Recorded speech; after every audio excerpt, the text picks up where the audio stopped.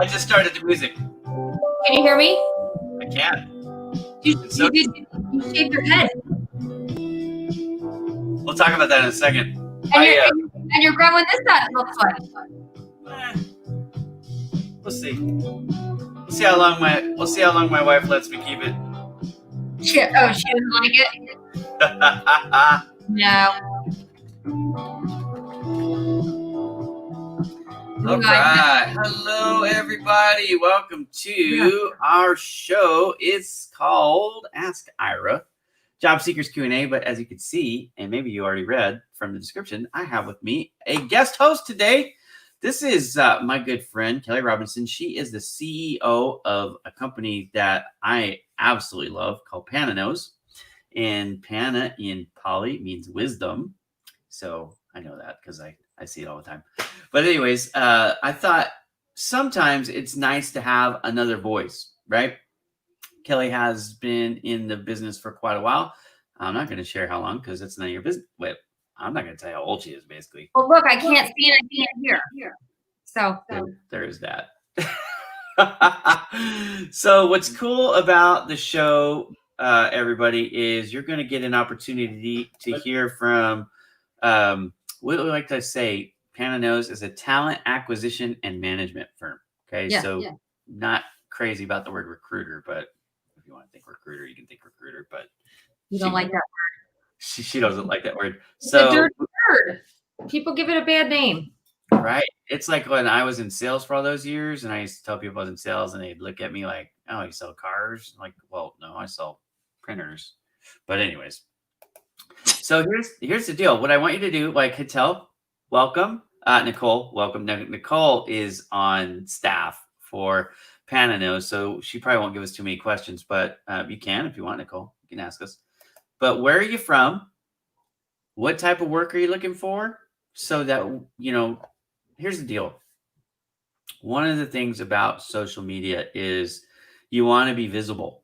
It helps. And when you're looking for a job, it really helps because 8 out of 10 people are not finding a job through job boards, even though I run Project Help You Grow. In fact, I don't even have this thing branded correctly. Hang on a second. We're going to switch gears. I forgot to do this. Did you see what I wrote on my name? I didn't. What did you write? I said K-Rob from Philly, yo. Yo. There we go. Did you see what I just did? I changed it. That was nice.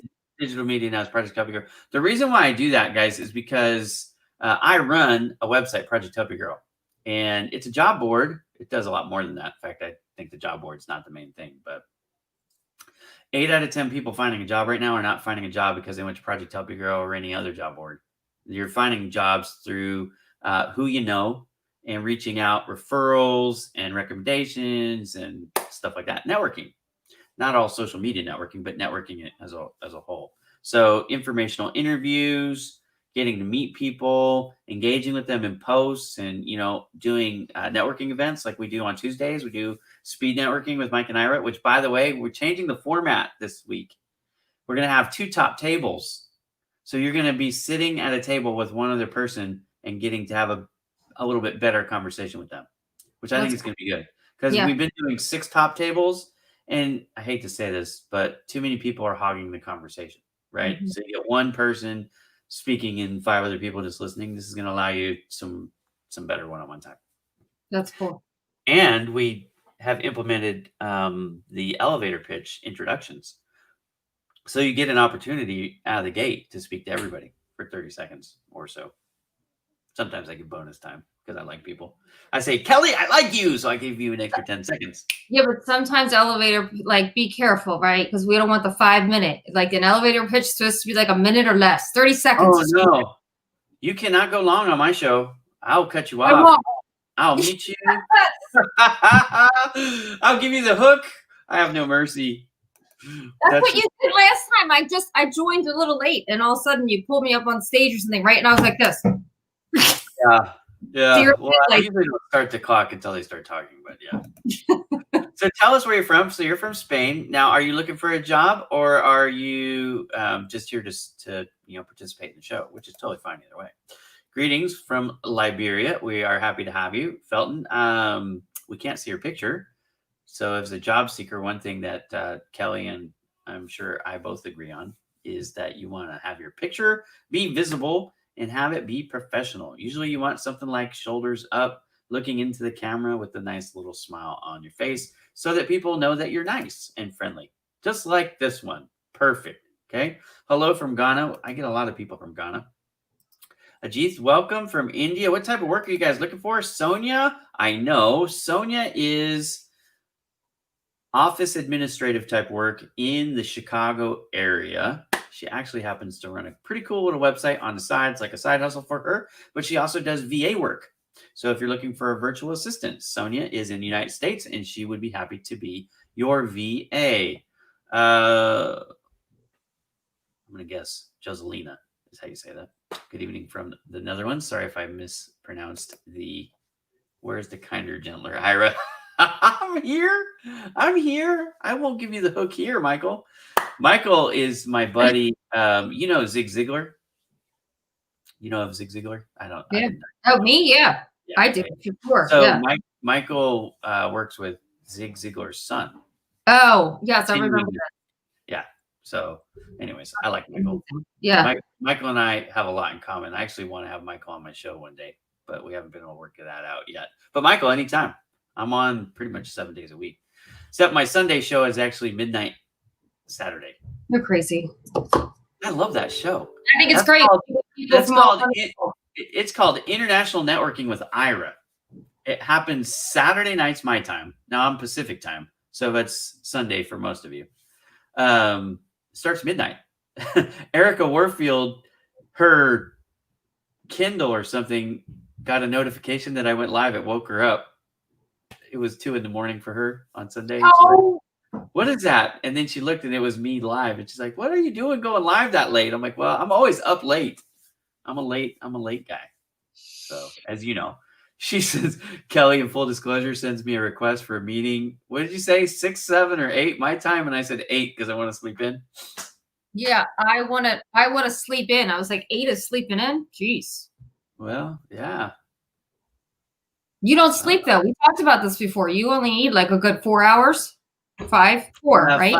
5 hours is my average now. Yeah. When I got Project Help Your Girl launched for about 6 months, I did 2 hours a day for about 6 months. That would kill most people, I think, but for me, I was able to do it. Thanks, Ira. Open to connect. Also, absolutely. So, look, what are we doing here? We're going to answer your questions. We're going to help you get some exposure. We're going to help you meet new people. That's what we're going to do. Okay. Tell these people their pictures. Okay. Michael, do you have time Friday at 9 a.m. my time? That I think you're Eastern, right? So that'd be noon your time. If you have time Friday at noon would be the time. It's Follow Me Live is that show. And I'd love to have you on as a guest there because it would make a lot of sense. Okay, Hedel is saying, I'm from India. I'm looking for IT company as a developer. Very good. In the Singapore area. Okay, it would be good if you can help me for the same. Yeah, you know what? I want you to go on to my website right now, projecthelpyourgrow.com. I actually just posted a job listing for this. I think it was either Siemens or Google. I just put up, in the last 24 hours, 48 hours, I should say, I put up 25 new jobs. And a lot of them were from India. About 10 of them were from India. And I put up some from Google, some from Siemens, and some from Nike. So those are great companies. They're active, right? Those were jobs that were just listed like on the 22nd, 23rd, 24th. So they're all new.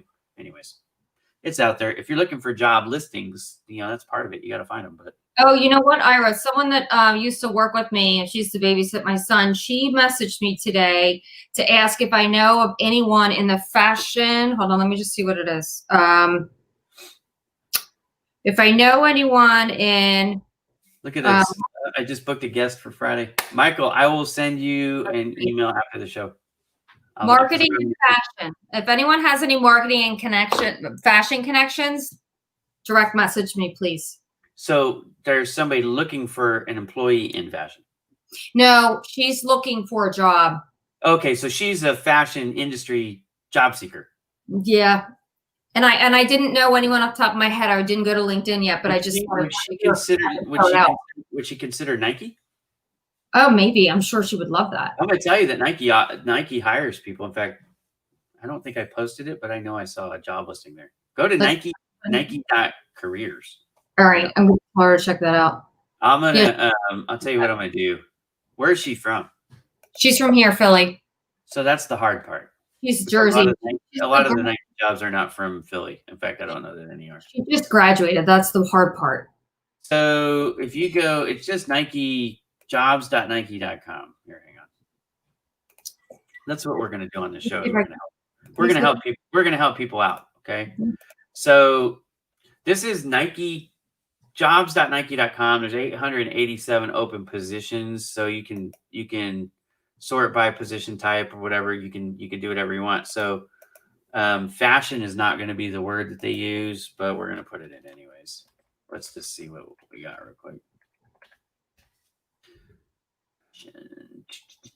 Yeah, here we go. I knew I saw some. Actually, that's a sales. Oh, that's fashion district. Oh, and it's in Philly. Oh my goodness. Awesome. So here, I'm gonna take this and I'm gonna. Yeah, I'm gonna send this to you in a private message. Thank you. Yeah, she just said, I'm wondering if you know anyone. I didn't even get a chance to look, but I thought, let's throw it out there. She is a new grad. That's part of the, Well, Nike actually likes to hire new people, so that might not be a problem. She's great. Okay. So there you go. And you just got to see how we roll here on Ask Ira. I mean, we don't mess around, bro. From, hey, do you know anybody? And I didn't know it was going to be in Philly because honestly, a lot of their jobs are not in Philly, but that just happens to be. That might just be divine timing, right? Anyways, that good. Oh, Joselina, probably. Bianna's my friend. Bianna's been on the show before too. And Hell says, okay, thank you so much. Yeah, you're welcome. If you're not familiar with Project Help You Grow, what Kelly's doing, she's probably sending that. She's getting on. I'm telling her to get on the show. I mean, not on the show, but get onto the comments. Yeah. Okay. So while you're doing that, here we go. So this is Project Help You Grow. Look, the jobs, I'm going to tell you the same thing I tell everybody. The jobs are not the main reason to come to this website. But if you're looking for job listings, they are here, right? So here's one that I just put up, data engineer in Bangalore. But these are the jobs I listed over the weekend. There is commissioning engineer, and then there is music product specialist, head of talent. And look at these locations: New York City, Dublin, London, Montreal, San Francisco. And then look at this: Australia, Mexico, Australia, South Korea, India. I like India. I get a lot of followers from India. So there you go. Poland, India, Switzerland, Miami, and Sacramento. Those were all posted in the last 2 days, right? Yesterday or the day before. So they're all new.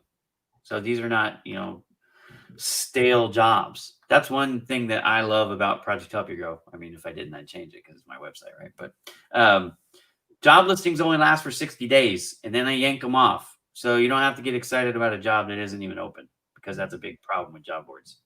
So anyways. She's on. Ira. Melissa got on. The fashion woman. Cool. I don't see her in the comments yet, but. Oh, you don't? She just said I'm in. No. Well, she might be watching. Ira, you are the greatest of all time. I appreciate that, but I don't know.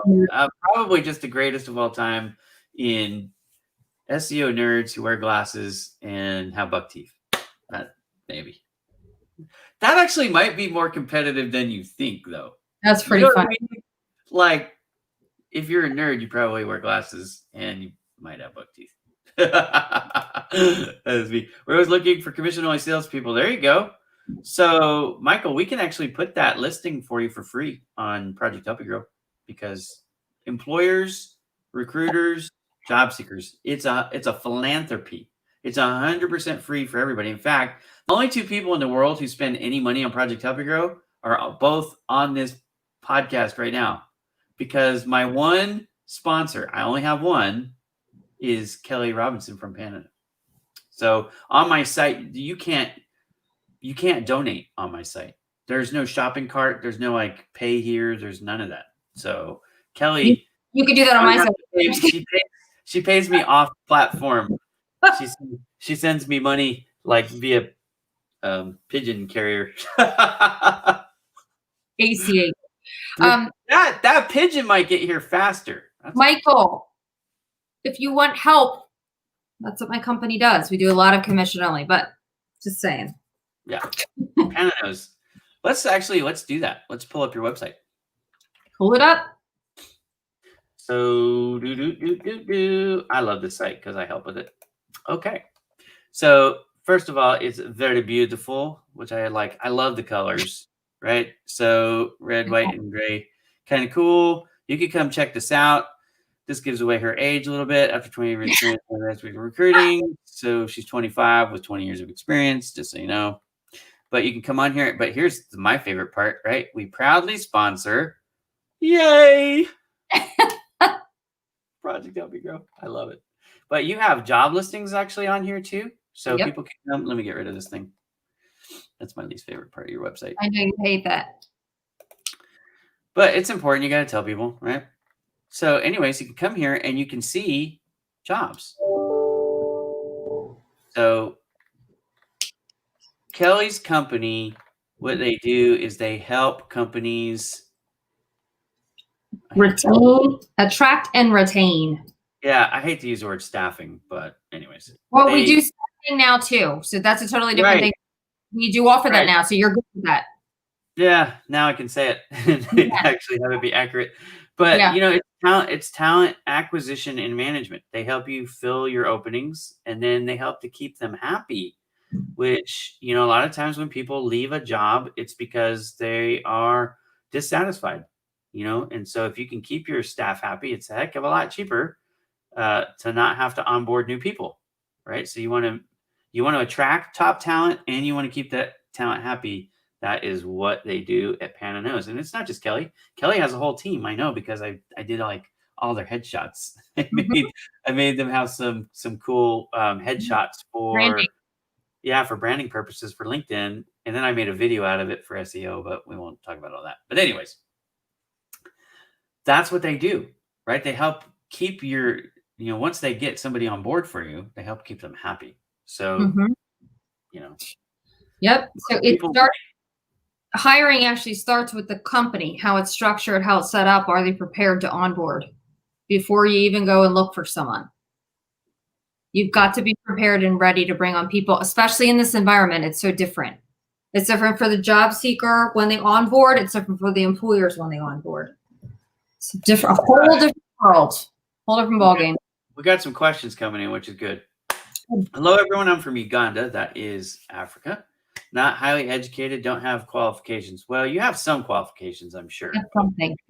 Because you've got a LinkedIn profile and you wrote in English on my show. So don't sell yourself short. Now, totally get what you're saying. Don't have formal education, and not every position requires it. Will you be able to get a lot of jobs? No, but there are some jobs that you would be able to get. So the very first thing that I tell people to do is to figure out the what and the where. So that's the thing that you need to kind of do. How can you do that? Kelly, I'm going to just take this one. And if you want to say sales and marketing. Yeah. Well, there's that. But let me show you guys. I have this blog. Okay. To me, this is the number one thing about Project Help You Grow that makes it the most valuable is the blog. Okay. So on my blog, the article I want you to read is this one right here. It's called The Power of Informational Interviews. So Kelly suggested, and I think it's a good suggestion, sales.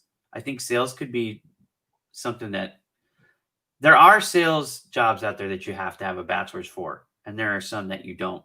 Okay, so you might have to start with an inside sales job or working in certain industries. But here's what you could do. Reach out to people, like go on LinkedIn and search for people and look for people who don't have a degree but have a good job. And what I want you to do is I want you to like make friends with them and then ask them questions like this. How did you get into sales? How did you get that position? If you were starting over without any experience and without any formal education, what would you do to get a job? because the people who have done it before, a lot of times can help you do what they did faster because there was lessons learned in that experience that you can apply if they tell you, so you don't have to reinvent the wheel. That's really the idea of the power and the power of the informational interview. Again, just click on this link right here. And here's what I'm going to do. I'm going to copy this link address and I'm going to put it in the comments. Okay. So you can just click on it right there. Yeah. And Opio, I looking at your LinkedIn profile.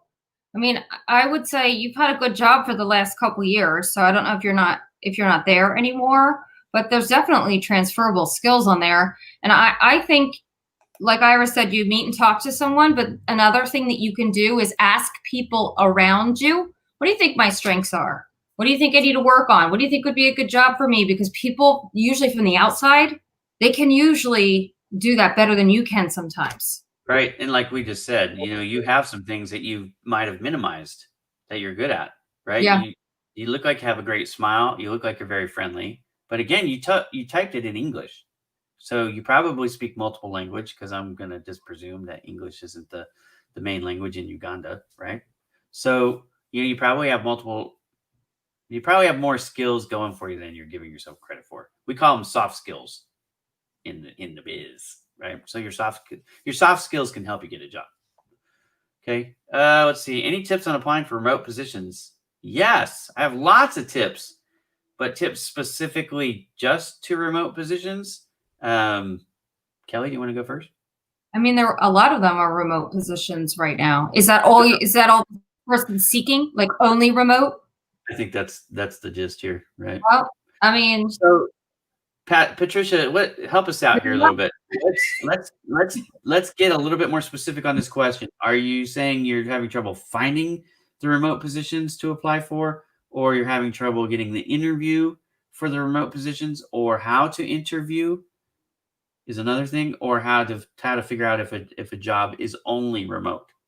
Because I had this conversation with another lady, and she goes, "Hey, I really don't want to go to office anymore. I want to be 100% remote only." She's looking at jobs that are in her local market, so she technically could go in. And we were talking about this strategy in the interview. I said, it's probably not something I would lead with, but I would probably want to bring it up in the interview, maybe the second round or third round, depending on how many. One of the things you do need to ask when you're interviewing, obviously, is how many rounds of interviews are there going to be? Because if you're only going to get one interview, then you do need to bring it up in that one interview. But I said, you don't necessarily want to lead with it. You want to kind of like set the hook and get them on you before you give them a reason to get off of you, if that makes sense, if you can follow that analogy, right? But you basically want to sell yourself and the position. But I told her, I said, one of the things that they might consider, even if they don't advertise it as a remote job, and they do want somebody to come into the office to have a local presence, they might be willing to do something like a 4-1 split, where you do 4 days remote, 1 day in the office. Because, if your commute time is, let's say, an hour per day, and you don't want to do that 5 hours per week, but you only did it once per week, that'd only be 1 hour. That's not as bad. And the lady goes, yeah, that wouldn't be bad at all. So you can bring that stuff up in the interview. But to Kelly's point, most people right now are working remotely. Almost every job is a remote job. Most people are fine with it. And I would just, for me, I always say, tell them right up front, because don't waste any time if that's what you want. I think it's okay now too. It's different. Here's my reasoning why I suggest waiting. I'm not saying accept the job, but in the interview process, if they have not considered making it a remote position for whatever reason, and you lead with it, that might be like, it's not a non-starter, is what we would call that in the sales process. So if you lead with a non-starter, you can cut yourself off before you give yourself a legitimate shot. If you have an instant connection with them, like sparks are flying, everybody's excited, and then you say, hey, by the way, I would really love, if at all possible, to work as a remote employee, even when things get back to normal. Now, because they've got this affinity for you, I think you have a much higher shot. So it's just a strategy difference. And there is probably no right or wrong answer, because some employers might be pissed off my way or like, hey, I wish you would have told me that in the first round. I wouldn't have brought you back. That is a risk that you run doing it my way. So there's risks either way, is what I'm saying.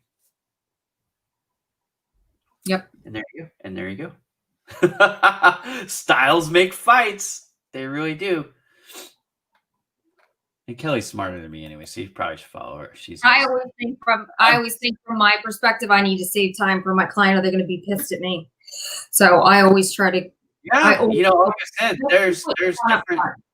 there's different ways to handle that. But you could also be dismissing somebody because they said absolutely not. But if it was a great candidate, like if you got one great candidate who's preferring to do remote or mostly remote, and you got a bunch of candidates that are just okay, to me, if I can, as the employer, I want to bring on the. What I would say? I would say it's not an employer you want to work with. If they're saying no, that sounds horrible. Like that they're not going to give you the option, or they're not going to check you out first. That's probably not the right place for you anyway. Well, but it could just be, it's an old school dude or dudette. It's an old school person who hasn't even considered it. You know what I mean? Like, it's not that they're opposed. Yes, they're not opposed to it. It's just never been the way they did it. You know what I mean? I have a client that said, no.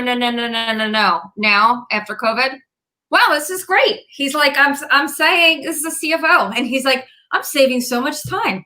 Yeah. That's what I'm saying is, there are knockout questions that are legitimate knockout questions. Like, to the other guy's point, sometimes you just have to have it agree. Whether you agree with it or not, that's a knockout question in a lot of jobs. And so I never represent dishonesty or lying. You always have to be honest, but I'm not always going to show you all of the cards in my hand in a negotiation because we're negotiating. Right. And so there is, like I said, there are valid reasons to do both. And there's many other things that are like that. It's like a gray area, but there becomes a point. For example, if the person asks you outright, are you willing to come in every single day, Monday through Friday, 8 to 5? And in the sales world, I've had plenty of employers who go like, look, this is not an 8 to 5 job. This is a lifestyle. You're on call 24/7, even on weekends. Yeah. And if that's going to be a problem for you, then you need to, we'll just stop this interview right now. Right. And I have told people that I go to church on Sundays and I cannot be on call on Sundays. You know what I mean? So I've walked away from opportunities because that's me. Now, my backstory, so you know why that's so important. I was just editing our podcast. Yeah, our hour and 50-minute. I just talked to Jared Greer too. And I said, I'm so sorry. That I was, that we had to reschedule. He wasn't there. So I was like, oh my gosh, I'm just editing this podcast. It's awesome. You're going to hear it. And then I go, oh, that was the reason why I was late for our call. He's going to listen to it. It's going to go on today. Everyone listen. Robbie, this is a great question. And I'm going to tell you that resume writers, it's kind of like what Kelly and I just did, right? There's more than one approach to, how you do a lot of things. Resume is probably the biggest spectrum is the word that I'm going to use. So first and foremost, you cannot use any single resume for every single job. You have to change the resume each and every time for each job submission because of the keywords, right? So what you do is you get a professional, or you write it yourself, but you write a baseline PDF. Sorry, sorry. Hey. That's okay. That's all right. She's got to take the phone call from her son. So I'm going to answer this question. Okay, so you get a baseline resume that's ATS compliant, that represents you, but then for every job you're going to augment. You're going to change out mostly similes, synonyms, whatever you want to call it. So I like to use this one because I was in sales. She's back. Kelly's back. So if the job is for a sales position and they use the term account executive, right, as opposed to sales, because a lot of people, just like we don't want to be called recruiters because it can be ugly. You know what I mean? So we change it up. Could be, revenue officer or account manager or whatever they want to call it. You're going to take anything that is close to that. That means the same thing, basically. And you're going to change it to account executive in this case. So it's not that you're rewriting your resume. It's just that you're updating, editing your resume.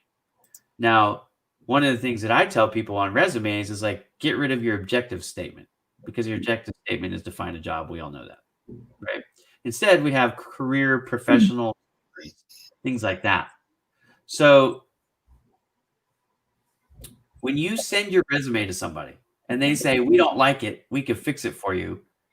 Well, it may or may not actually be broken. Ask them. The question is, what is it that you don't like about my resume? Do you think that that's something is not ATS compliant? Do you think that it is not visually stimulating? What is it that you don't like? Because it's too vague for somebody to tell me, I don't like your resume. Okay, great. What don't you like about it? Maybe they have hyperlinks in there and you shouldn't, but maybe you do. Maybe you have some different colored font. Maybe you have some columns in there. I mean, these are major problems. So if you paid, look, just because someone charged you money doesn't make them an expert. And just because doing it for free doesn't mean it's not valuable.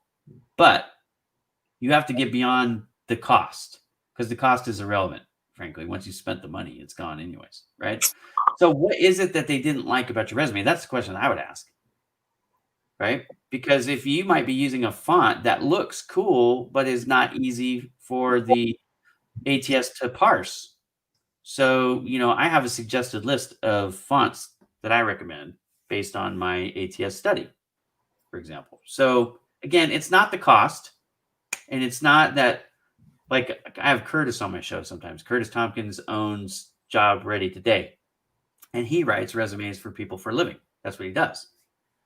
But even he will tell you, when I write you the resume, that's not for every job. You still have to change it every single time. In fact, he wrote a book. It's in the book that he wrote.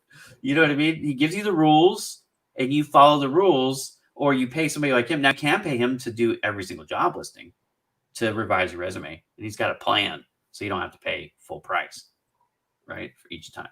But just kind of have to dig a little bit further into that question. What is it that they didn't like? Yeah, and some jobs you better have a really, really unique resume. Like I have a creative agency, and when they're looking for creative people, not writers, but like graphic artists and things like that, they better have a very artistic resume. Like I'm not a hell of a portfolio, at least. Yeah. Well, yeah, but they can't have a standard vanilla resume.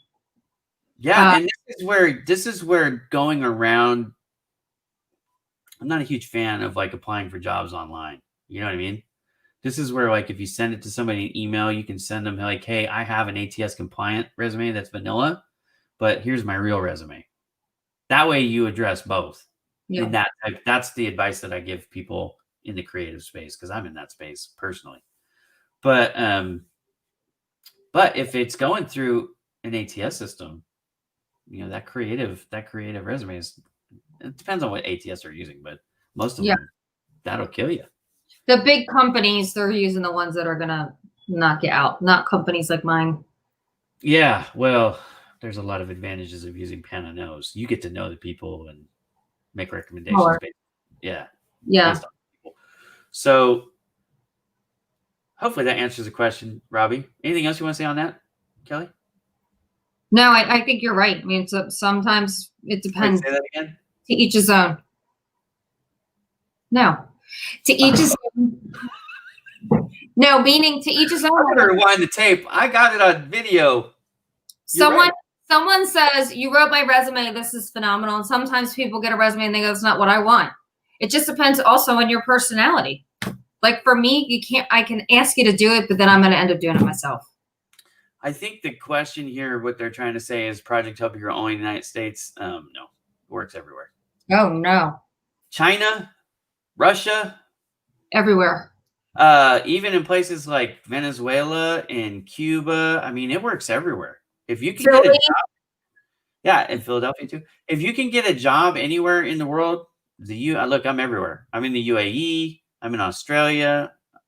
I even have had jobs for South Antarctica, which, you know what I mean? Sorry, did you see this lady's comment? I see a lot of resume writers behaving like hairdressers. What does that mean? Biana is awesome. She just calls it like she sees it as she works in the HR space. That's She's funny. over in Slovenia. She's a good friend. She wrote an article for Project Happy Girl. She's been on the show. I've seen her name. Yeah, she's good. You should connect with her. Let's see. Happy Monday. It is a happy Monday. I like Mondays. Mondays are good. There is a lot of cool stuff going on Mondays. By the way, a really good resume or hiring manager, someone's going to look past. Not resume, sorry. Really good recruiter or hiring manager is going to look past your resume anyway and give you a chance to talk through what you do.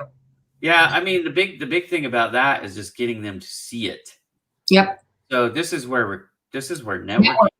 Yeah, networking becomes the biggest component. 8 out of 10 people are not finding a job through a job board. They're sending a resume directly to a person. They're having conversations directly with people, and you can get around the ATS screening crap. Yeah. Beyond all that, who you know is every bit as important as what you know, and sometimes I'd say it's more important, but it's at least as important, right? So I tell people there's three parts of all of this. There's the education part, there's the experience part, and there's the rapport or the networking relationship part.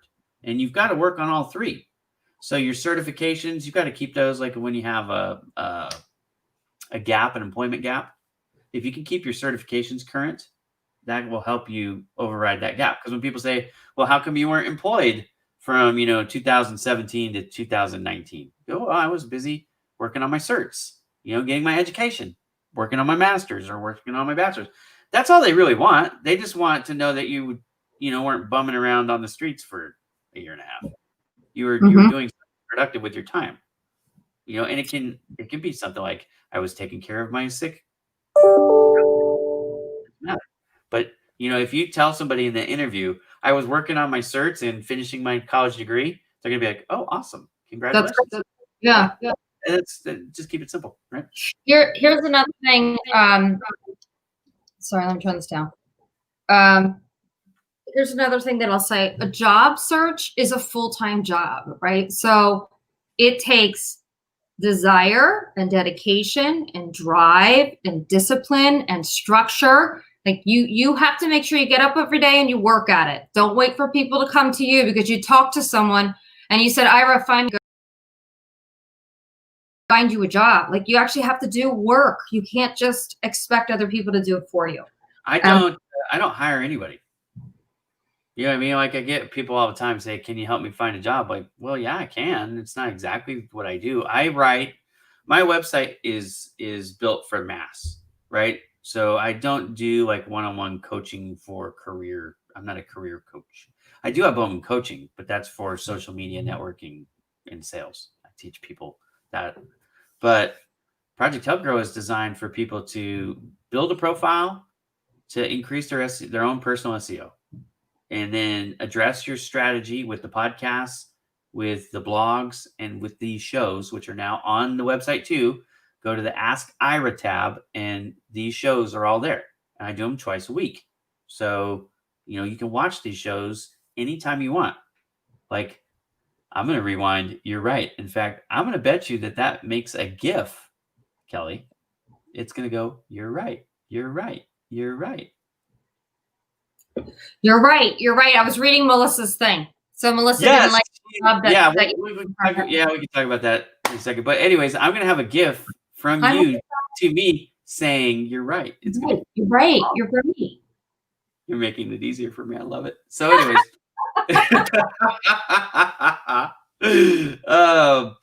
I love messing with my friends. I don't know if you guys have figured that out, but it's a lot of fun. so hard when I did the podcast, when I was just editing it. Because remember in the beginning, we were like talking for like 20 minutes. And like, all right, now we're going to start. And I go, welcome to the show, Ira Bowman, or something like that. And you were like, whoa.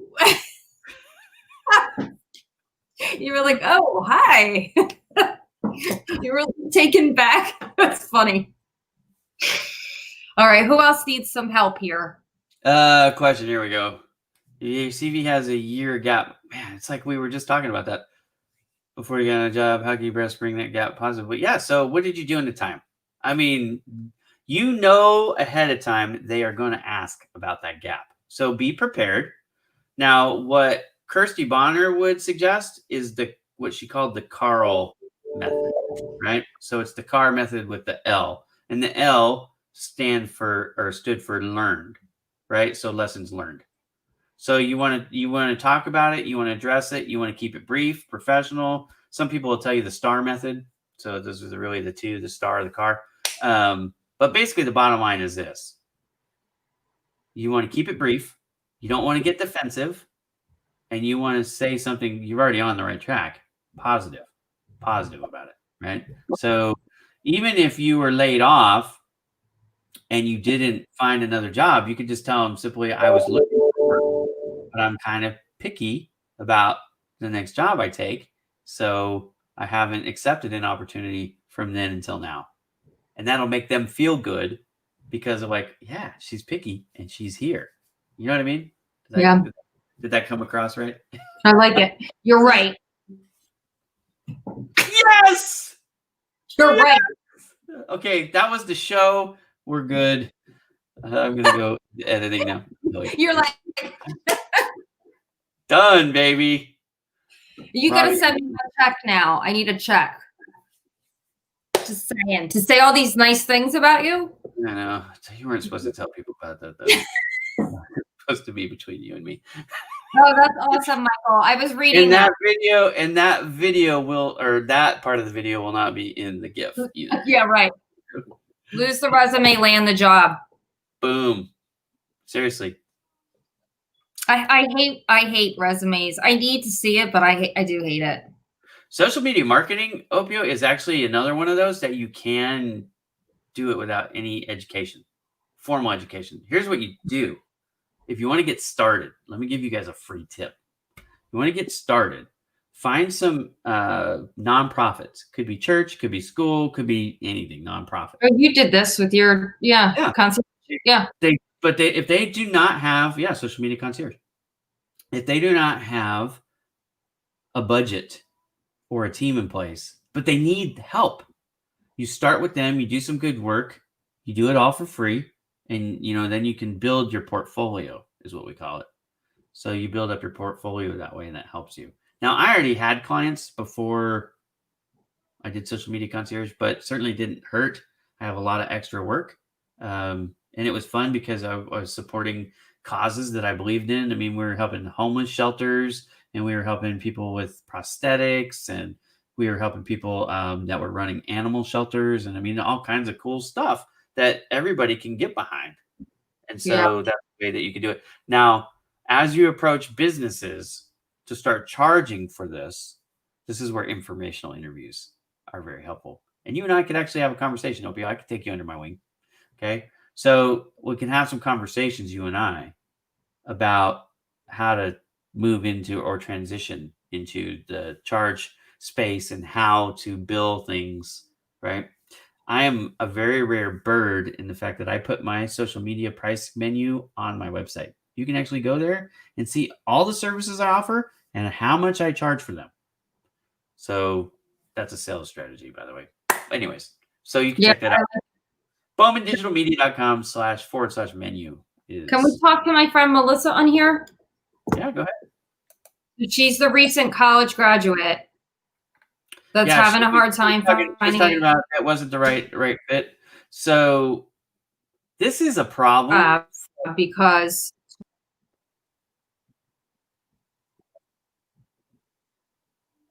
I thought you froze. Is there? What's happening? I think you froze a little bit. So I can hear you. Yeah, I can hear you now. So Melissa Mhm. said that it wasn't the right fit. Her problem is basically, and this is a common problem, entry-level jobs where they are asking for experience. It's usually not 5 years, but it's somewhere between 2 and 5 years usually. And so, like, two of my kids that are in college, I think you and I have already talked about this, but two of my kids that are in college, I've told them, you cannot wait until you finish your degree to start working in the field that you're looking to work in. What you want to do is you want to volunteer, you want to intern, you want to co-op, you want to like I that. love You want to get some experience because remember the three pillars I talked about now. There's education, which is what, when you get your degree, you've done. There's experience, which you got to have, and then there's the relationships with the people that you know. So you need all three, not just one, two, or three. Now, can you find a job with just education? Yes, it's just harder. Can you find it? I was about to flip you off because that was the second, but I'm not going to do that. that. But okay, the second point. Let me just do it that way. The second point there with just experience. Can you do it? Yes, I did that for my first 20 years of my career because I didn't have a degree. I had college, but no degree. So I didn't satisfy that must have a degree. So I moved all over the dang country because I didn't have a degree. And as my family was growing and I had to feed them, obviously, I had to go where the job was. Wherever the job was, that's where we moved. My wife hates that, by the way. So now we don't have to move anymore because I got experience and a degree, right? And then the third part, which I really started working on in 2018, was the networking part. And that's where my network is now at 225,000 people. Okay. It's a lot bigger. And that helps me for a lot of reasons. That helps me. Okay. So, Melissa, what I would tell you is you can find a job. Hang out with Kelly, hang out with me, hang out with people like us, and we can, utilize our networks to help you. But you really need to find somebody who's willing to overlook that. Usually, previous experience is not a knockout question unless you're in a major organization. If you're in like Google or Nike or Siemens, they probably cannot waive that requirement. But if you are in a mid-level or small company where you're dealing with an owner or a private equity group, usually they do have the autonomy, the authority to be able to waive that if they really like you and you're educated. You know what I mean? Like it's easier to get them to waive the experience criteria than the education criteria. So it's not a no-go. I'm watching you say it's right over on my No, Melissa has to get out and network. We've had a couple conversations around this too, and she knows she's just got to do more of the networking and trying to first identify the small companies around here and then network, figure out someone that knows them. Because there's a chance I know someone that knows someone around Philadelphia. I can promise you that. She knows everybody in Philly. When I'm on a show with Kelly, I see my Philly numbers go through the roof. Man, it's all about Philly. And I need to get a Philly cheesesteak sandwich. I'm hungry. My wife wife just popped her head at Philly cheesesteak. Hi, Alicia. Where is she? She's not on screen. Oh. She could be if she wanted to be. She's going to pop her head over. Her picture was so cute. Hi. Where's she? Hello. Hi. Your picture was so pretty that you posted. I think it was Saturday. When you walked to the park. Oh, the park, yeah. Is there? I actually been some makeup on It was lately. so pretty. She's not I know you flat on her have back in the dark. Yeah. Yeah. Oh, yeah. I'm good. You're up and moving around. You're looking good. At least you look good. That's all that matters. I'm getting better. It's just little bits at a time. It's slow. Hey, let's not ignore Greg here. Greg has my favorite comment of the day. Bye, guys. Bye, Alicia. Bye. Hi, Greg. Greg's a good dude. He's a friend of mine. He is a good. Oh, now I see what you're saying. K-Rob from Philly, yo. We are super serious on the Ask Ira show. I always think of Philly because you always make a note because I have the Philly accent, I think. During my job. I hate this question, by the way. What do you think of this question? I hate this question. I think, Not Robbie's question. I mean the interview question. yeah, And no, I think it's, I don't ask what your weakness is because I know you're already prepped to tell me something. And what you're going to do is tell me, you know, something that you turned into a strength or something. It's like, Well, I'm gonna advise they do that.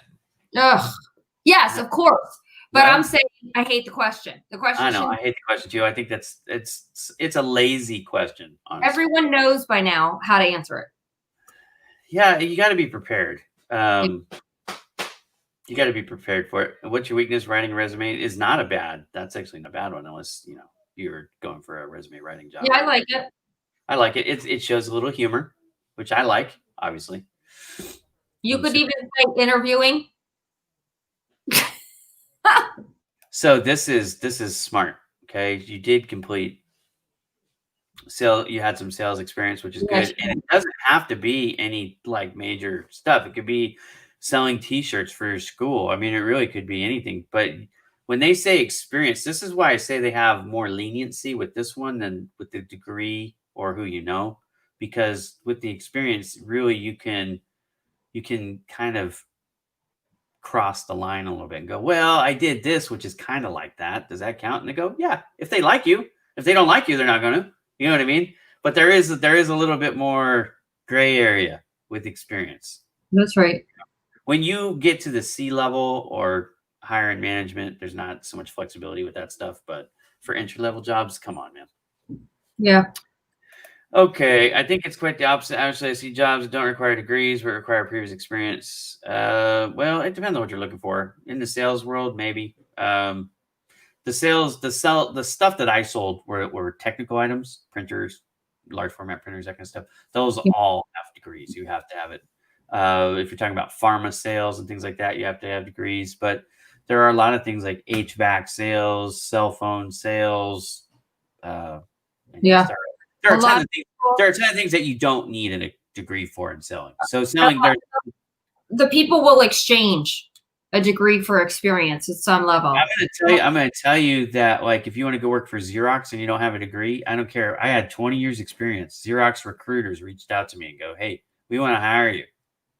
And then they found out I didn't have a degree. So stupid. And they're like, we can't hire you. Yeah, I was a senior. I was about to graduate. I'm like, I'm almost done. I'm finally finishing. They're like, well, call us back when you're done. I would never work with a company so narrow-minded, right? So for me, I never have worked for Xerox. Like, even when I was finished, I was like, yeah. They're so narrow-minded and old school. That's terrible. It turned me off. Yeah. Look, I'm going to tell you, like, you and I we have a friendship, a rapport. You know what I mean? So sometimes with us, you can forget about it. But for a lot of people, that first conversation that you have with them, like if you don't, sparks don't, I call it sparks. If the sparks don't fly, you know what I mean? Like you're not feeling each other, you're not vibing, whatever you want to call it. If you don't have that, you typically don't want to work there anyways. Mm-mm. You know what I mean? Like you feel bad because you're thinking about the lost paycheck, but realistically, your quality of life, and we talked about this in the beginning. Remember Panna Knows, what do? They not only help attract top talent, they help you keep it, maintain it is the word that they like to use. Attract, maintain top talent. If you're not happy, what's going to happen? You're going to eventually leave. Mm-hmm. So, you know what, no matter if they're not flexible and you need them to be, it's probably a bad sign. Yeah. You know what I mean? Like to your point, you don't want to work there anyways. Yeah. So. But on the flip side, if you're trying to find a job, you also have to be flexible and you have to be open-minded and you have to be, it's hard to stay positive and focused, but you really have to be. So you can't be looking for something. You might have to start off in this level when you want to do this level. You have to start off here to get there. Yeah. Especially like as an entry level, if you're really good, you're going to show them quickly. And not just that, Kelly. Let's talk about this too, because we've already had a career gap question that could happen with career gaps. Yeah. So especially now, 1 year career gap, I don't consider a career gap because the average job search is about that length of time, anyways. So that's not really a career gap in my definition. The career gap is really anything over 2 years. But also, career transitions. So going from this career to that career, you're making a pivot. When you pivot, you might have been management, and now you're going to go back down and be worker bee again. Yeah. Yep. So there are definitely times in the career, the cycle of a career, that people would have to take a step back. I took a step back several times. I was management, and I got tired of managing people, and I just wanted to be what we call a producer in the sales. So a contributor role. Mhm. You know, so your sales manager is typically in charge of a team, Yep. and your sales account manager is just in charge of accounts. They both have different, strengths and weaknesses and challenges in the jobs. But usually the sales manager is managing people and the account manager is managing accounts. So there are plenty of times because, my work ethic, I get tired of managing lazy people, like frustrated with it. You know what I mean? Yeah. Like, Yeah. I can't believe you're actually coming in at 8:00 and you're actually leaving at 5:00. I don't understand that. You know what I mean? Like, I don't do that. Yeah. So And taking breaks and lunches, and you're like, what is going on here? yeah, Right? you actually eat your lunch at a table instead of your desk or behind your car on your way to the next call. I mean, you know what I mean? These are old school, hard ass. I know, but that's me. And so when I get someone who isn't that dedicated, it is frustrating for me to manage them. So I made several of those, up and down, and because the grass is always greener on the other side. You start to think fondly of what it was like just to be a solo producer and only worry about yourself. And then other times you're like, but I kind of miss mentoring a team and helping them, explosive growth and all those things. So anyways, now that I own my own business, it doesn't matter. No more switching. But as a salesperson with a lot of experience, I was able to bounce back and forth whenever I wanted. I did the same thing, Ira, in my beginning of my career when I was in recruiting, like staffing and high-end contingency. It was all commission, and I was making a lot of money. And so I moved into more of a consulting role where it was like salary and a bonus. Right. And so I took a huge step back. Bonus is never as much as the commission, by the way. But it got me like what? No, it wasn't even no. This was overall it was like a $40,000 cut. Yeah, I was gonna say it's half the money, right? It was huge, but my point is, I went way further in the consulting firm where I was there for 13 years, and I was managing partner, and so that gave me the ability to get to where I am now. Sometimes you take a step back; it's a great thing to do. Yeah, no doubt about it. So we're running short on time, and I want to give you an opportunity on the show to cover anything that you would like. If you want to cover stuff about Panna Knows, or you want to talk about the market in general, or you want to talk about, some COVID strategy tips, I'm sure my audience would love it, but not a question that you have to answer, just, anything that you want to cover before we. Yeah, here's what I would say, just to job seekers. I think that it's really hard to keep moving and keep motivated and stay positive. And so I see a lot of negativity. No, that's not working. No. I did that. So I would say just be open-minded. Because if you are already closed-minded, you really don't want my help. You're asking for my help, but you're not, because what you're looking for is for me to do it for you. And there's no magic pill. So or justification for what you're doing, right? Like you want someone to validate. Yes. And some people are doing the right things, but then I give them like next steps to do. Or I say, keep doing what you're doing. You're doing the right things. You just have to do more of it.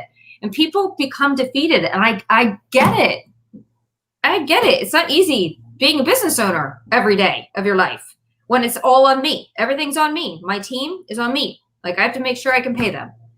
So I totally understand. But I just like try to stay positive because it'll kill you. The negativity will crush you, and you deserve better for yourself and for your family. I'm bringing this up because right. Yeah, this is one of those articles that I wrote that when I wrote it, I was like, maybe I shouldn't be writing this, but I'm really glad that I did. what this is for you job seekers out there is this is like a daily schedule that you can follow Monday through Friday, 8 to 5. And it'll help keep you on track. And the reason why I'm bringing this up right now is what you said about the defeated attitude. And really what that comes down to, from what I've seen, is where it's kind of like a sprint for too many people, where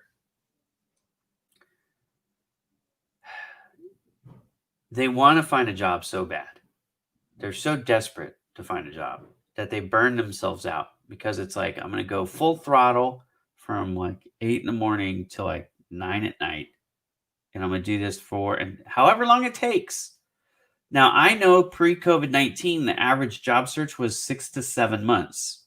Depends a little bit on industry, depends a little bit on location, but the average job search in the United States was 6 to 7 months. Well, I don't know for sure because I have not seen any published data. I'm actually looking for some. So if anybody out there knows of published data that can tell me this, please share it with me. That would be a blessing. I haven't been able to find it yet, and I'm a nerd, so I study. So I'm looking. But here's the data I'm looking for.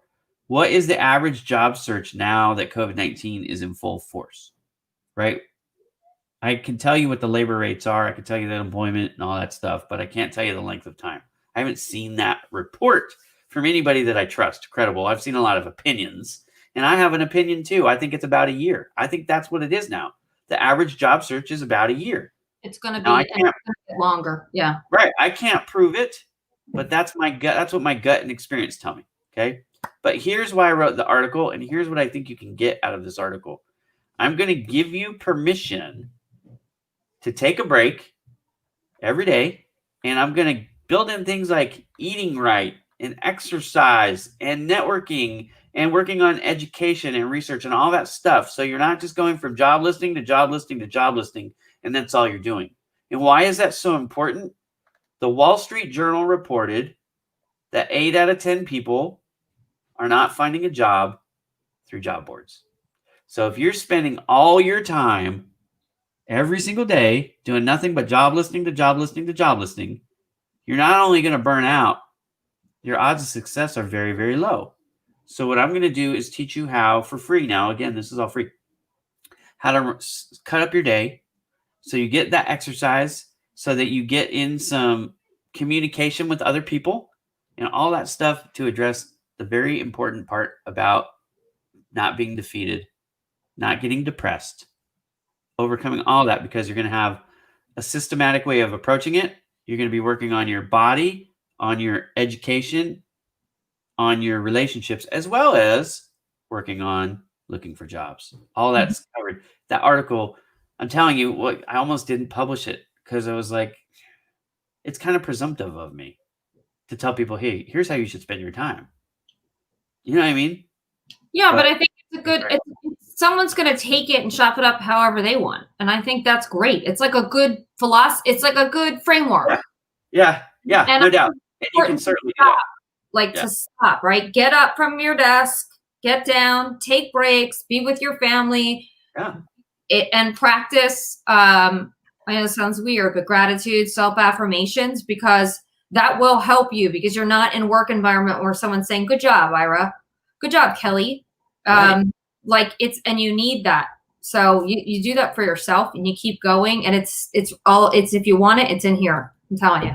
So that's a great framework. You got to keep going and be positive, because you deserve more, and so does your family.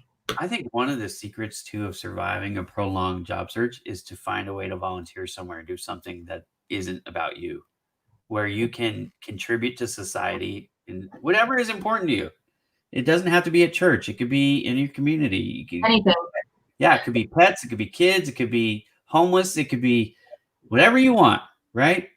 You could be cleaning a, maybe there's a rec center and you just want to clean it. Like, okay, so go help clean, whatever it is. But that way, when you look back at your life during this unemployed time, you don't go, I didn't accomplish anything. You have something that you've contributed. And I think that will help you a lot, give you that confidence. My final thought before we wrap the show up, as far as the advice that I want to give, is that you are so much more than just a paycheck. Your intrinsic value is not your title. It is not how much money you have in the bank. I think in the job search, people can get so depressed because they feel worthless. And I want you guys to know, I understand that. And it's faulty thinking. It's stinking thinking, to quote one of my favorite authors. Okay, it's stinking thinking. So what are you going to do? You're gonna fix it. One of the ways you're going to fix that is making sure that you're doing something to contribute to society. You know, talk to people, talk to your friends, talk to your family. We have a little group on LinkedIn. It's called the Dream Team, which I love it. And most of the time we're talking about crap that has nothing to do with me.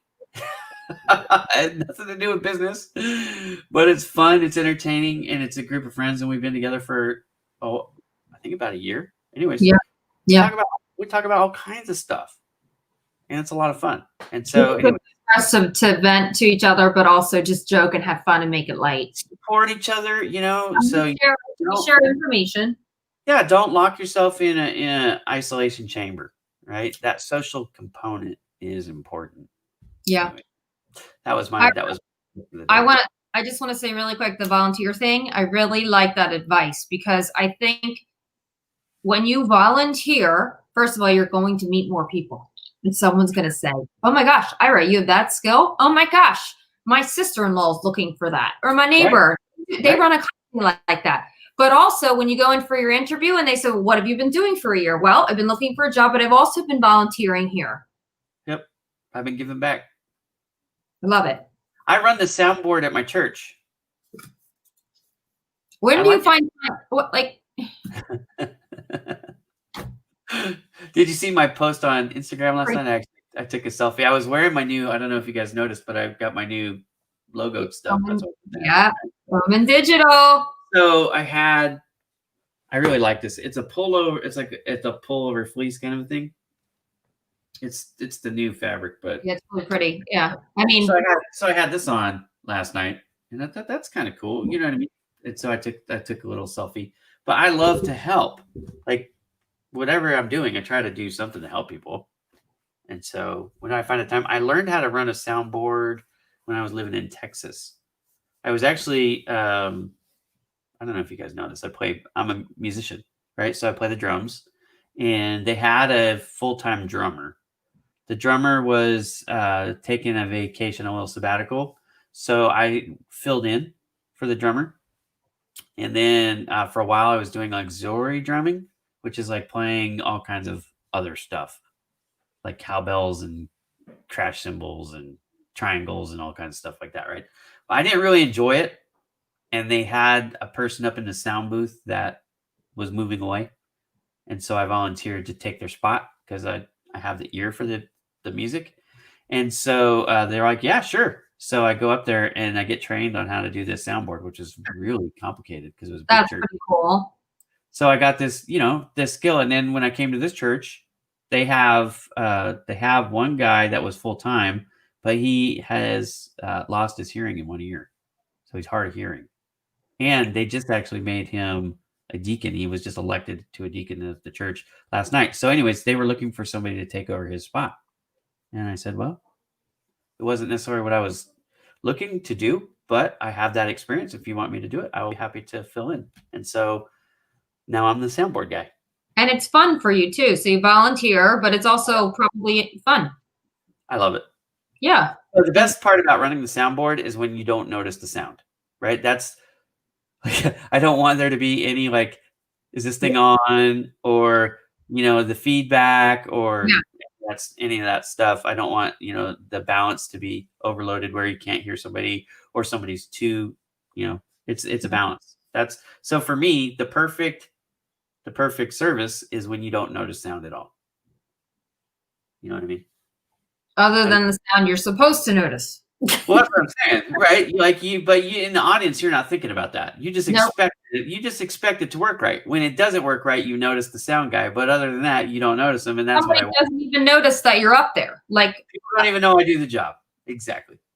I noticed in church one time I looked around and I was like, whoa, there's like a booth up in the back. And I was Right. like, There's this whole production company.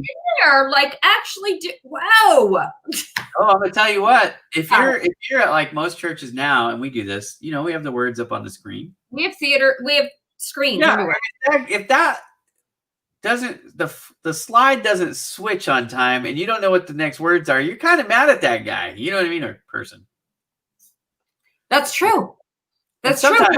And then also no one knows the words. Like right. In our defense, sometimes it's not us. Sometimes it's the computer lags. Oh, right. Already switched it and it's not there. Or one time we couldn't get the sound to go to the computer for the online stream. So we had video, but no audio. Oh, that's awful.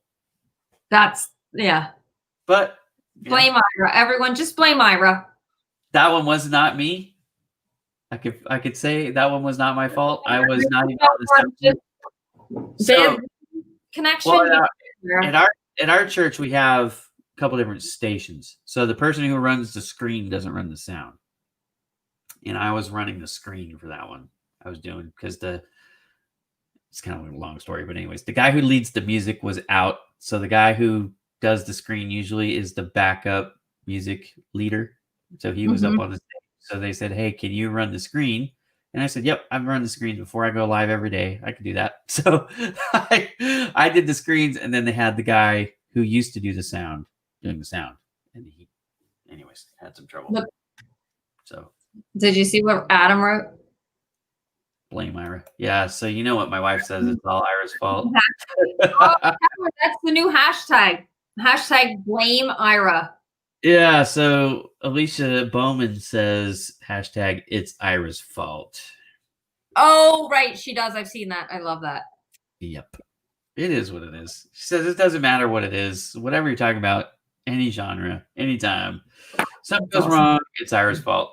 That's what my wife says. And that's why I need, well, we've been together for 20 years, but I might need to, I might need to go shopping. I'm just kidding. Nope. I'm totally just kidding. We talked about that. We did. So they should check this. Yeah, it's Ira's fault. What's the website? Let's get that in the link so that people can for what check out the podcast for your podcasts. Oh, so it's called My Story, the podcast, and they can find it anywhere. Anywhere you listen to your podcast, you can subscribe. But I will also post it too on My Story podcast comes out. It's all the MyVab members and board members, and they're real personal stories, not like what I do for a living. They come out on Thursdays. So, it's funny. I just typed in My Story podcast into Google, and it comes up on Instagram. Is that you? No, but that's, oh, well, I don't know. If they do something for me, I don't know. Anyway, hopefully Adam signed up too, so I can talk about his story. And Kurt Anderson. Oh, is Kurt in the comments? Yeah, I just saw him. He should be on My Story too. But I did. Catherine McCord, she runs Titan HR, I think is what it's called. Anyway, she is having me on her show tomorrow. Is it tomorrow? Or is it? No, it's Wednesday. Sorry. So I actually just posted it. I just asked that or posted that on Facebook. So I'm going to be on her show. She's got a career show that she does, which I'm excited to be on. So she invited me. So you actually could be on her show too. I think she would have you on there for a bigger ring. I got to go shopping for a bigger ring is what he's saying. I owe my wife jewelry. We call them jewelry words where I'm from, Adam, and I definitely owe her something, but I don't see the comment from Kurt. I'm not sure what's going on. It's just up. It's blue, so it might be from it might not be from LinkedIn. It might be from well, we're on. Or maybe right it's now. blue because he tagged me. Well, we're on Facebook. Are we on just LinkedIn? Or are we on? No, we're on Facebook, YouTube, and LinkedIn. Yeah. Yeah. So maybe he's somewhere else, and that's why it's like funky.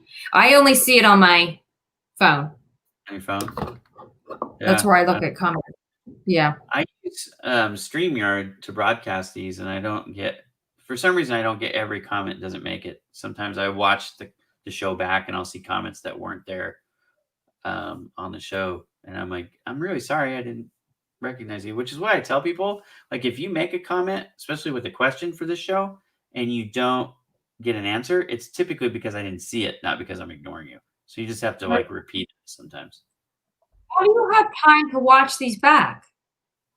I don't understand. So what I do usually is I'll watch them back as I'm doing something else. I have them because I have 3 monitors, so I'll just have more to the side. On the side, yeah, I listen to things on the side too, like other podcasts and stuff. I'll listen to them if I want. If it's like one of you guys, like my friends, and I want to listen, I'll listen as I'm doing work. So it's actually really nice to do. Like today, I'm working on design work now. After this, I've got to finish a logo. There's a new organization. It's actually a philanthropy that I'm their new graphics and social media guy. So I'm working on their logo. It's called LEAP, which is Leadership, Education, Athletic Placement. And so I've got the logo almost all done, but they wanted to change the A from an A to a football, half of a football, to make it look like an A. Yeah. Kind of cute, right? So I'm working on that. So I'll have the show on and listen back and work on that. And then yeah. And then I do social media management, as you know. So I'm going to go and make a bunch of comments on posts for my clients, and I'll be doing that as well as listening. So that's kind of my SEO. That's not on my schedule today. But no, why don't you do my SEO? I'm just saying. Do that. Yeah. I'm a plug. Yeah. Well, I love it. Yeah, I do your SEO, which is really cool. You've revamped your website. I was talking about your website and how we made that page with the transcriptions on it, which is pretty cool. Yeah. So I was talking about that with my partners, Damon and Andrew, because we're going to do something similar at Exit Your Way. So yeah, cool. We were talking about your website specifically today. I get a lot of I always want to like redo it, but I get so many people like it. Is really good. Yeah, I picked that. It's the header's really good. I think that makes it stand out, and I like that it's black and white. I think I got it from Canva. Yeah, but it's different. It's different than most sites because when you see most sites, it's usually color, and so I love your color palette. The theme itself, but the style is good. You know what I mean? Yeah, people always say they like it. I think it represents you well. Yeah, I think so. That's all that really needs to happen. You're giving people reasons to come back with the careers. Yeah, and I like what we just did with the changing. We changed it up a little bit. I like that. The menu, I like that. The menu is nice. Yeah, I think it's awesome. Yep, and I like your contact page now. Your contact page is really good. So, okay, well, I think that's going to be the show. Thank you for coming on. Again, if you're not familiar with Kelly, this is Kelly Robinson. She is the owner of Panna Knows. It's funny, I've got you showing thanks or hi, Kurt, but I still don't see Kurt. I don't know why. Anyways, Kurt Anderson. Hello, my friend. I like Kurt. I'm actually going to be on he's doing a e-commerce course. It's every Friday, and I am going to be on November 13th, I believe. So I'm going to be teaching people how to build their LinkedIn profiles, their business profiles, and get more organic leads from LinkedIn. And I'm going to be teaching that. That class is free. If you want to go to that, send me a DM, and I will send you the link to invite you to that episode. Well, I want to be on it, so send me link. Yeah, I'll send you. But we do that every Friday. It's 1:30 Eastern. It's 10:30 a.m. So what we do is we have, it's not we, it's Kurt's thing. But I've participated in everyone because of the Exit Your Way connection, because we host it on Remo. But so at 10:30 we come on, or 1:30, depending on where you're at. It's a lesson. He has a guest speaker, so they do the thing. And then we have a half hour of networking for those who want to stick around. So Damon, He's going this week. Oh, that's awesome. Damon Pastuca. He's part of our dream team. Fun guy. Yeah. We have Except a for great he's a Seahawks fan. Ron Bird. They were giving me crap because my Raiders got blown out at the end of the game. I mean, it was a close game until the end, like the last 7 minutes. We're in first place. That's crazy. You have 2 wins because our team stinks. Oh, but the whole NFC East stinks. Well, that's what it is. It doesn't matter. Your record doesn't matter as long as you get in the tournament. You know what I mean? Look, Nick. Yeah. Nick, I saw your text. I didn't read it yet because I got on here, but he was on this morning with our buddy Russ Johns too. Yes, I know. I saw his note, but it was too late. I didn't get to watch. Yeah, but I'll watch that one. See, that's one I'll watch like on the side, like you just said. Well, I always watch them later. Russ is actually not available at the time he's on live. Russ is great. Don't you love him? He's a good egg. You know what? He's probably honestly, the guy would give you the shirt off his back. He's a good egg, man. Yeah. Yep. And Nick is okay too. Nick also roots for those Seahawks. Wrong birds, man. I'm telling you. Wrong birds. I call them bird flu. The sea chickens. See, they used to be in the AFC West, but then they got tired of losing to the Raiders. They had to move out of there. You know what I mean? They had to swap them out. Anyways. So that is what it is. But I grew up hating the Seahawks because they were a division rival. It'd be like you and the Giants or the Cowboys or you know what I mean? Yeah, or all of them Redskins, yes. Redskins. They're not Redskins anymore. They're the Washington Football Club. Whatever. Yeah. The Redskins. Now, what I heard was because of merchandising stuff, they're still going to be Washington Football Club next year, which is the laziest name ever. They didn't even pick a name. Washington Football Club. How boring is it? They're like boycotting maybe But everybody thought that was going to be a 1-year deal. And then they were going to announce their new, like Stanford did, are you going to be the trees or whatever? But they're not announcing because of the merchandising stuff. They've got to get everything. Apparently it takes more time. I'm like, how much time do you need if you already know what it's going to be? So weird. Yeah. I don't know. 5-1. That's as close to 6-0 as you could be too, because you lost obviously the last play of the game because it was overtime. But I mean, it was almost 5-0-1. That was an incredible. Like the Seahawks are really good. In all, no kidding aside, they're a very good team. But the L is still an L. Like the Raiders were blown out yesterday, but it's not just one loss. You know what I mean? Like you don't.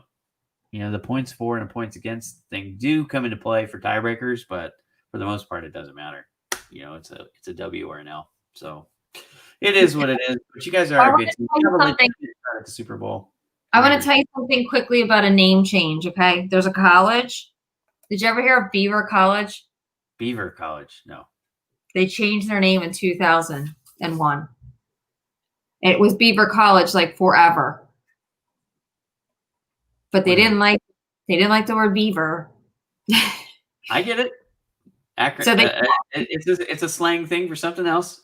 Yes, and so they named it. So when you were just saying the name, I was like, oh my gosh. So now it's Arcadia University, and it's been like that for 20 years. But like it'll always be in my head. Like growing up, it was like Beaver College. Like when I think of Beavers, I think of that old game. Oh, what is that? Oregon Trail. What? Remember that game? No. You are experienced enough to remember that game. Oh, thanks. You're saying I'm old enough? No, I don't know that. What? So the Oregon Trail was like one of those computer games we used to play in 2nd and 3rd grade. It was like the computer before it was really a computer, and it was the green monitor. You know what I mean? Like the screen lit up green. Who knows? You remember that? But beavers. So like you were on the trail from the East Coast going to the West Coast, and you had it was anyways. It was a lot of fun. I have no idea. I think right. you're making that one up. I am not. Check it out. Google it. Oh, I'm gonna Google it right now. I can't remember. Oh my God, he sent it. Adam sent it. Adam sent the list, the link. Yeah, come on, bro. That's what I was just gonna Google it. That game, that's like awesome game. But beaver, the beaver pelts were like part of the money. Like that was the economy, was beaver pelts. So when people talk about beavers, I think about that old game from long, long ago. Can you play it on that link, Adam? If you can, I'm not getting any more work done today. I'm gonna goof around. Don't tell my boss. I think when I think of beavers, I think it was otters. What was that Christmas holiday show? Like those puppets, they played the banjos and like they played. Do you know what I'm talking about? Who knows that? But maybe they were otters. I think of Otter Pops. Commodore 64, baby. I had a Commodore 64. You know what's fun about the Commodore 64? It would take you 3 weeks to program the dang game out of a book. Yeah. You'd have to like code your own games. Remember that? That you would do something, go, and then you would do that. Yeah, and then here's the thing. Like so it'd take you forever to get the game all done. Barron's, I think it was Barron's Express or Barron's something. That was the game I always remember. It took me longer to create the game than to actually beat the game. It's pretty funny. Yeah, those were the days. Bye, Lorena. Yeah, we're losing people. They're like, we shoot people. Usually I'm not on this long. I'm usually off by now. We're just chit-chatting. So anyways, all right. Social hours over. This is Kelly Robinson, PannaKnows.com. Signing off. My name is Ira Bowman, and I really enjoy my friends teasing me, which is why we're still on. But we're going to sign off now. So ProjectHelpYourGrow.com for free help. Bowman Digital Media if you want some help with your social media for a business. And if you want to grow your social media, you can go to irabowman.com and hire me as Bowman Coaching. Panna Knows is PANNAKNOWS.com for your talent acquisition and management needs. Thanks for coming on, Kelly. Thanks for having me. Bye, guys. It's groovy. This is my favorite part of your show always. The beginning and the end is like I always got to see what you're playing. One day I'm thinking about doing karaoke on one of these shows. Oh. But not today. Yeah. Someone else can do that. I'm not going to be joining you. You wouldn't do a karaoke song with me?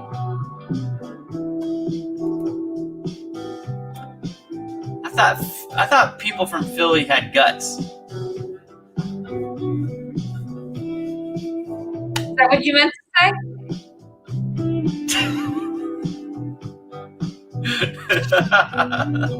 Well, we do, but not those kind of guts. What you should have said is we also have common sense, but look, he wants to. Adam says he's in. He'll do the karaoke with you. Adam, I'm open to it. I really am. Could be a lot of fun. All right, y'all. We'll see you later. Ira, I just want to show you something. I got my yoga pants on. And that's how we're ending the show.